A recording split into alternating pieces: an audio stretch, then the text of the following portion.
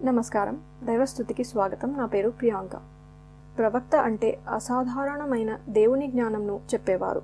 శ్రీకృష్ణుడు, యేసు ప్రభువు, మొహమ్మద్ ప్రవక్త, ఇలా వీళ్లను ప్రవక్తలు అంటున్నాము.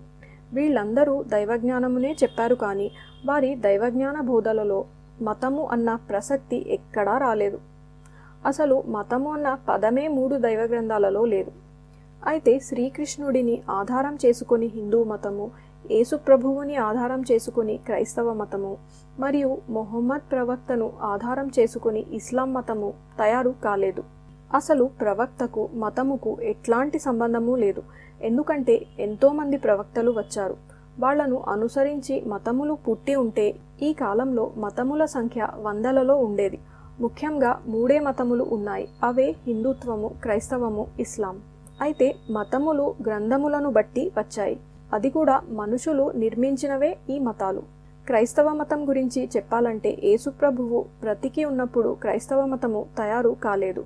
బైబిల్ గ్రంథమును అడ్డం పెట్టుకొని ప్రజలు క్రైస్తవ మతమును తయారు చేసుకున్నారు. యేసు ప్రభువు చనిపోయిన 8 సంవత్సరముల తరువాత క్రైస్తవ మతము తయారైనది. ఇస్లాం మతం గురించి చెప్పాలంటే ముహమ్మద్ ప్రవక్త ఉన్న రోజులలో కూడా మతము తయారు కాలేదు. ఏ మానవుడు దేవుణ్ణి విశ్వసించినా వానిని ముస్లిం అని అన్నాడు ముహమ్మద్ ప్రవక్త. కానీ అప్పుడు ముస్లిం అనే మతమే లేదు.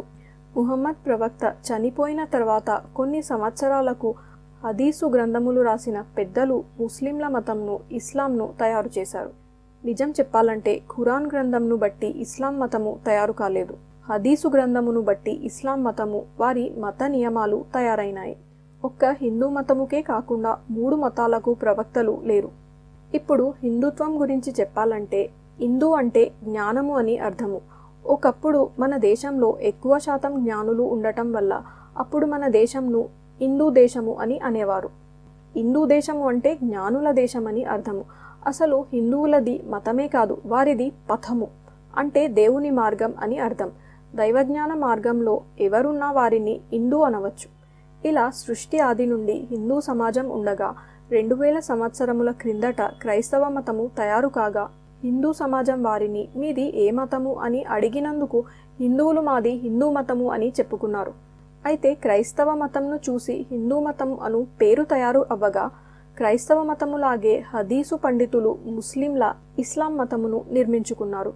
ఇది అంతా హిస్టరీని పరిశీలించి చూస్తే అర్థమవుతుంది. అయితే మొత్తానికి మన హిందుత్వము ఎప్పటికీ మతము కాదు, అది పథమే అవుతుంది. ఇటువంటి మరిన్ని మంచి విషయాలను తెలుసుకోవడానికి దైవస్తుతి ఛానల్ని సబ్స్క్రైబ్ చేసుకోండి.